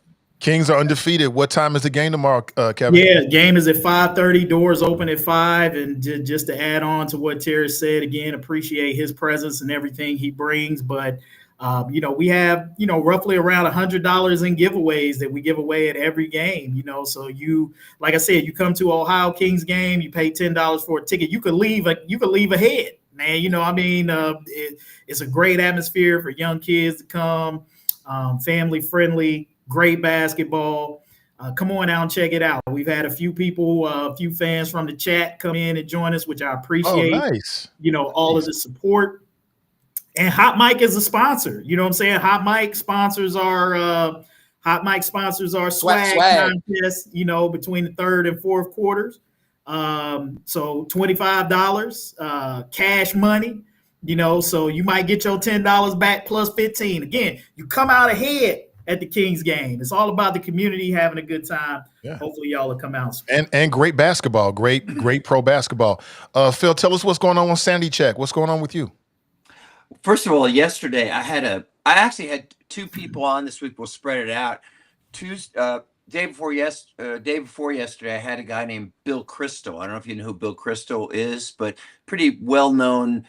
Worked in the Bush White House. Worked as chief of staff for Dan Quayle. He was frankly, one of the main pushers behind the Iraq War, and he has become, since Trump got in, one of the strongest, most well-known leaders nationally as a Republican against the whole Trump thing. And so I had a great discussion with him. And to be honest with you, I pushed back pretty hard on him on the Iraq thing. I said, it was based on weapons of mass destruction. That was not true. It was based on Saddam was tied up with Al-Qaeda. And to his credit, he said if he had known that they wouldn't have, or he would not have supported the invasion. I thought that was, to me, a significant moment. And just real quick, yesterday, we taped a segment with Miles Taylor. Now, Miles Taylor, you may remember, he was the guy in the first Trump administration who wrote that column by Anonymous in the New York Times, and then a book basically saying, this guy is dangerous. We're doing everything we can to contain his worst impulses. But it was a warning to the country about Trump. And by the way, since he came out and admitted who he was, last April, Trump issued an executive order demanding that he be investigated, arrested for treason. Okay, so he's facing the same thing that Comey and Letitia James, these other people are, and he shared the impact on his family. I mean, the thing that people need to understand is when Trump does this, it isn't, he'll be found not guilty. Do you know what it does to you? First of all the crazies target you, are sending pizzas and threats and all this. But how many people have $500,000 or $1 million to pay for legal fees? He talked about the decision his wife and he had to make to sell their house. Okay, so to pay legal fees. Okay, and Trump knows this. So anyway, it was a powerful thing, powerful interview, and I really have always I had met him before in the Republicans for Biden campaign, but really respect him. This is a guy who has a lot of courage. And let me say, before we wrap up, I want to wish you guys, all of you and your families, a very happy Thanksgiving. Yep. Same to you, Phil. Yeah, just the back we said about people should look up Miles Taylor. I'm going to look for that interview. Everything you said is spot on. I mean, dude stood up and he's got a lot of pressure on his back right now. So thank you, everybody. Really appreciate you. And to the audience again, have a happy, safe holiday. If you celebrate the holiday, if you don't, whatever you're doing, I just wish you peace and blessings. And we'll be back with you pretty soon. It could be next week. I mean, Kevin and I had to put our heads together and figure it all out. But have a great weekend, and we'll talk with you soon.